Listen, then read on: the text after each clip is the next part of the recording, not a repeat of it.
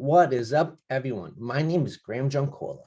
Welcome to Vibin With G, where I interview locals to notables and some of my best friends. And here we have radio personality and former host of Splatalot, Jason Agnew. How are you, Jason? Did you give me a middle initial there? Well, yes, because you sent J in the mail. Well, I always tag out just with J, yeah, because I'm lazy. I don't want to type my full name. Graham, Well, is this gonna be video that yes, you're putting up? yeah. Because right now, I'm a little worried. I'll be No, honest with you. you can turn off your camera. I No, can. no, no, Graham, I'm not worried about that. I'm worried about the fact that I am staring in a bit of a mirror here of me about 20 years ago. And I worry about what I did in my social life 20 years ago. And you're going to tell me that you're my illegitimate son that I don't know about. I mean, complete down to the red shirt, the beard, the glasses, the shaggy hair, which I used to have. I can't grow anymore. I'm a little, is this a whole, am I your dad? Well, I wish, because we were No, you don't. No, you don't, Graham. All right, what's happening, pal? So, were you always into broadcasting? If not, what were you interested in? All right, so I was given a video camera, a camcorder when I was in grade 9 by my mom's best friend, and she said, "I want you to film my wedding, but I want you to make it funny." And I fell in love with having a video camera and then went out and bought one and carried it around with me all through high school and created what was called a video yearbook back in the day on VHS tapes that I sold. I don't know if you know of any of these things. I'm an old man now. But anyway, yeah, I loved it. And then I ended up at Ryerson and I loved, I actually thought that I was always going to be behind the camera at that time. I love shooting, producing, and then I moved over to do on-air stuff. So yeah, man, if I didn't have radio and television, I don't know what I would be doing now. Yeah, same. So I heard you were the original host and producer of Byte, which is now known as Makeful. How did that come to you? Okay, well, we don't need to talk about that Makeful thing because I don't know what they did after I left. However, I had hosted a couple things before then. In about 2001, I did a show called Bang TV, not the Bang Bus, very different for the record. And I did a show called Teens Dating. Both of those were on Global Television. And then, I started working as a producer at Pyman Studios in Mississauga, and they were working together with a gentleman named Jeffrey Elliott, who was starting a brand new channel, kind of like the Spike TV of Canada, called Byte Television. And I was the young producer there at the time, and he liked my style, liked what I could do on air and behind the scenes. And I got to be the first producer of Byte Television. And listen, those were some of the best years of my life. Just imagine, Graham, if someone came to you right now and said, "Hey, here's a television station for you. Please put content on this 24/7. Yeah. Crazy opportunity. It was a lot of fun. Yeah, I bet it was. So I know you co-host Splatalot with Matt Chin. How did you meet him? And is he still one of your best friends today? Well, listen, you just mentioned Byte TV, and Matt and I go back way before Splatalot. It was about in 2005 or so that I was just starting Byte TV, and we were looking for content. We were looking for people that were making content, putting it up on the internet, and actually, it might have been before, I was going to say YouTube, but I think it was before YouTube. And Matt was volunteering at Rogers TV in Oshawa. One of my friends was the volunteer coordinator there and said, "You know what, there's this young kid that's doing a show out of his parents' garage. You should check it out." His garage, wow. He made me laugh out loud over and over. I called him. I said, "I would like to meet you. I'd like to put your little show on Byte TV." So he thought that was neat. Came in to meet me, was the quietest, most unassuming guy in person, but was a madman when the camera went on. And he told me he was at Centennial College. And I asked him, I'm like, "Do you have like a co-op or an internship?" And he said, "Yeah." And I said, "Do you have plans?" He's like, "No." I said, "Can you come work for us here I'll sign any paper you need." And he said, "Yeah." And that began our relationship. And we first together hosted a show called The Conventioneers, which was the pride and joy of my career. I created it. We hosted it. It was kind of like a Tom Green style or the Buzz style show where we went to conventions across what started as across Toronto and then across North America. We did 100 episodes. And then someone came to us. A gentleman named Steve Sloan, who went on to be the producer of Hockey Night in Canada, was a fan of that show. He was a fan of my wrestling show. And he came to me and said, your act, you and Matt together, do you think you can make it a little less adult and a little more kid-friendly? And we said, you know what?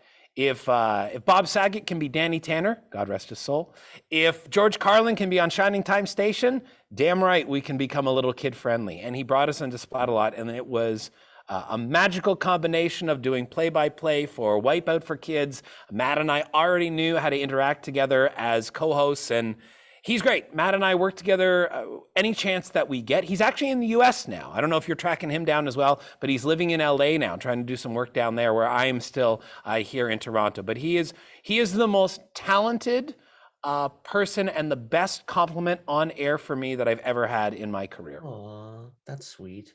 I was just about to ask you, how did you get into Splatalot? Right there. That's exactly how we got into it. A producer came to us.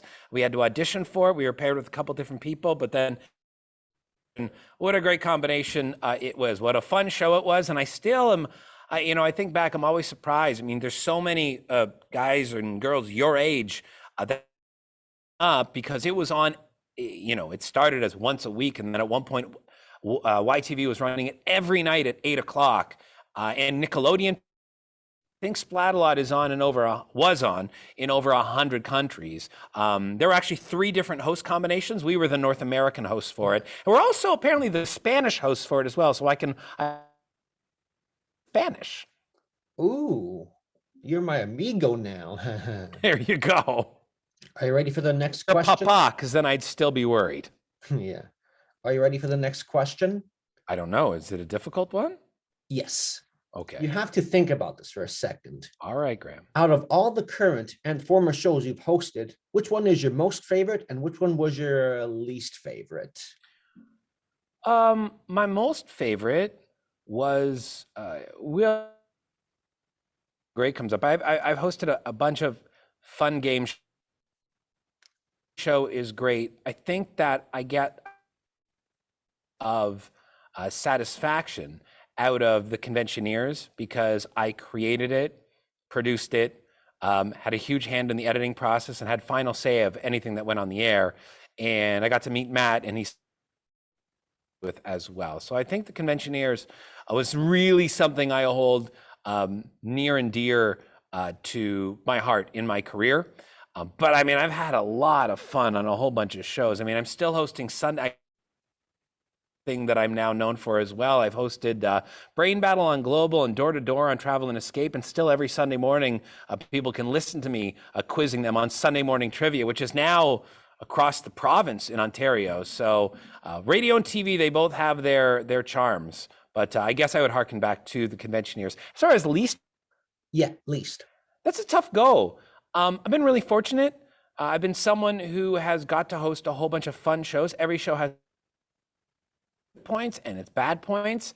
And again, I've been really, really fortunate, and I've learned a little something from every show I've done. So I don't mean to be, Mr. Positivity here, but I don't know if a least favorite. A gentleman named Roger Lajoie, who I worked with at the very beginning of my career, and he's still in the Fan 590 to this day. He's a gem of a human being. And when I started working, Graham, Roger had about 6 jobs. He was doing radio. He was a voiceover guy. He was a play-by-play guy out in Belleville. And I was like, Roger, you have a family and you do this. How do you? It doesn't feel like work to me. My vocation is my vacation. And I have taken that saying of my vocation is my vacation through with me, through my entire career with me. I just really enjoy what I do. Oh, that's nice. So you're now one of the hosts of Newstalk 1010. How did you get into that, and why choose Newstalk 1010? Newstalk 1010, I'm the host of Sunday Morning Trivia there, and I am an occasional fill-in host. I've hosted a lot of the weekend morning show. Morning Man, I've hosted his morning show. That came to me through a connection. No, I think I applied to do in radio. It was my first step into the world of media was radio, as I've hosted a wrestling program, a professional wrestling show called Live Audio Wrestling. I did that for 17 years, and up in Sunday night's main event, which both covers the world of professional wrestling. But I was looking to do something in radio outside the world of wrestling, and I applied for a weekend morning show host, and the boss man there knew me. I think hosting on Global, hosting Brain Battle, and hosting on Byte TV. And he said, weekend morning show, don't know if you're the right fit for that. But he called me a little bit later and said, can you fill in? And I filled in once. And then that trivia show host left a couple weeks later by chance, Sudbury. And he called me. And this is a fun, candid conversation I had with this boss. He called me and he said, Jason, so the trivia show host is moving away. Are you interested in being the temporary replacement host? And I said, oh, that sounds like great. Sunday mornings, let's start with trivia. And he's like, great. Verbatim, Graham, that's what he said to me. Just don't fuck it up. And I said, did I do something bad when I filled in? He's like, no, you were great. I'm like, okay. And the temporary host just kept going from week to week to week. And that was 11 years ago. And I'm still the host of Sunday Morning Trivia. So I think it's my show, but you never know in the world of media. Okay. So here's one last question for you. Do you have any advice for people who want to take broadcasting programs? Yeah, a couple things. Learn how to do everything. Don't specialize in just one thing. If you want to be on camera, you got to learn what's going on behind the camera as well.